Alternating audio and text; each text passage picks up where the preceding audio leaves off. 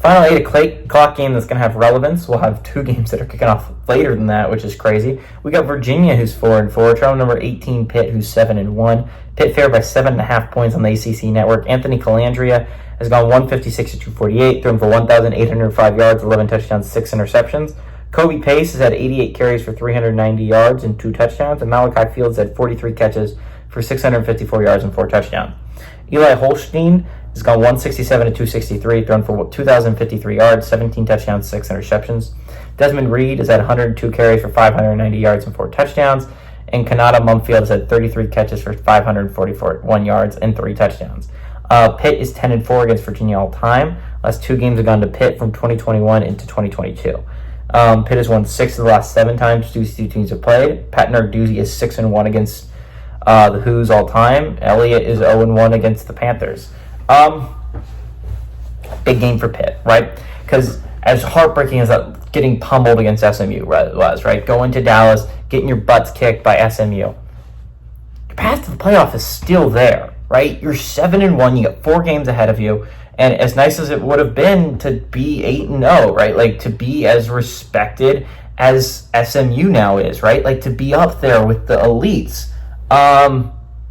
That wasn't end of the season type of loss, right? You still have a lot to play for. It's not the easiest schedule in the world moving forward if you're Pitt, but it's doable. Clemson looked very beatable against Louisville. They're going to be coming off a hard game against Virginia Tech. It's a doable schedule in front of you if you're Pitt. I think Pitt still has to play Louisville, and that's going to be a hard game for sure.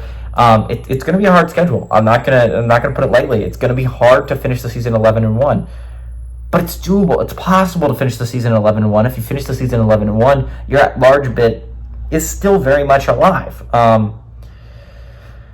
It's going to be hard for me to imagine them getting back into the thick of an ACC conversation. Right? There's still 3 games left to play for both SMU and for Miami. Right, in conference. But they aren't the hardest games in the world. If you're Miami, like maybe Miami drops to Syracuse, they're a solid team.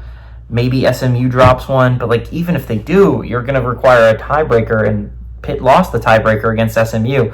It's going to be hard for me to imagine Pitt getting back into the ACC championship conversation. I'll be so for real with you right now. I think the ACC is the most straightforward championship game race left alive. Obviously, the SEC is the most complicated, and the Big 12 can become the most complicated. Big 10's pretty straightforward as well, but it's between 3 teams at the moment, between Indiana, Ohio State, and Oregon. I really just legitimately don't see Miami or SMU stumbling down the stretch. But still, you can make an at-large resume if you're Pitt. You just got to win out.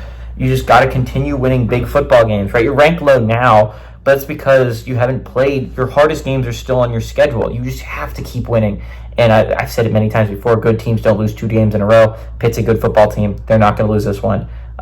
Virginia kind of needs this. I talk a lot about Pitt in this video, but Virginia, they play SMU, they play Pitt, obviously, this week, and they still have Notre Dame on their schedule. And you're 4-4. You need to pull off an upset to realistically at least have a shot at a bowl, right? And so I just don't think it's here. I don't think Virginia is going to be bowling, if I'm going to be so for real with you right now, because the easy game is against Virginia Tech. It's not an easy game. It's a pretty good squad. I don't see Virginia making a bowl. Give me Pitt to win and Pitt to cover at home.